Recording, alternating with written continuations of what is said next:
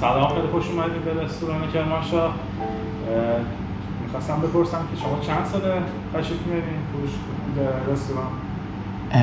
اینجا من تقریبا کنم 1 سالی میشه میام.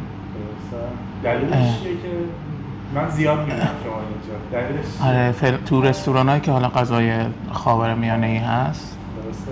اینجا بهترین بوده تو ترکو از نظر من و سعی میکنم یک شنبه ها حتما اینجا بیام، چون شغلم هم همینه ولی خود ترجیح میدم حتما اینجا بیام. خیلی ممنون. خب می‌دونی شغلتون چیه که بدونم دوستان ما؟ من سرآشپز هستم. مثلا من سرآشپز فنلاندی ام. رستوران فنلاندی کار میکنم البته، ولی خب این رستوران رو ترجیح میدم واسه غذای ایرانی.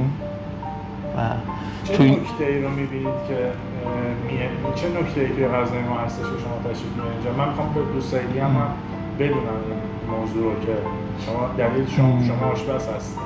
این نکته‌ای که من حس میکنم سرآشپزی که اینجا هست داره تلاش میکنه. من هر هفته که میام حس میکنم یه چیزی بهتر شده، یه چیزی عوض شده، یه طعمی تغییر کرده. همین چای، الان این چایتون نمیدونم چه عطری توش اضافه کردیم ولی با دفعه قبل فرق داشت. کوبیدتون هم خیلی بهتر شده از دفعه قبل که میومدم. در کل عالی. خیلی ممنون از توضیحاتی که دارید. می‌خواستم در رابطه با اینکه مغازه و این نوار رستوران پیشرفت داشته باشه نظرتون رو بگید. چه ایده‌ای دارید؟ ایده من این که رو تبلیغات بیشتر تمرکز کنید. تبلیغاتتون خیلی ایرانیایی هستن که مثلا میپرسن رستوران ایرانی، من آدرس اینجا رو میدم، نشنیدن تا حالا، با اینکه قدیمی ان تو ترکو.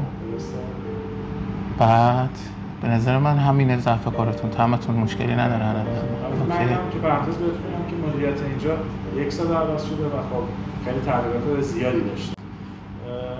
ممنون از توضیحاتی که دارید. می‌خواستم در رابطه با اینکه مغازه و این نوار رستوران پیشرفت داشته باشه نظرتون رو بگید. چه ایده‌ای دارید؟ ایده من این که رو تبلیغات بیشتر تمرکز کنید. تبلیغاتتون خیلی ایرانیایی هستن که مثلا میپرسن رستوران ایرانی، من آدرس اینجا رو میدم، نشنیدن تا حالا، با اینکه قدیمی ان تو ترکو. بعد به نظر من همین ضعف کارتون، طعمتون مشکلی نداره. من تو پرانتز بهتون میگم که مدیریت اینجا 1 سال عوض شده و خب خیلی تغییرات زیادی داشته. خب پس ببینیم چی میشه. خیلی ممنونم ازتون. زنده باشید. ممنون، تشکر.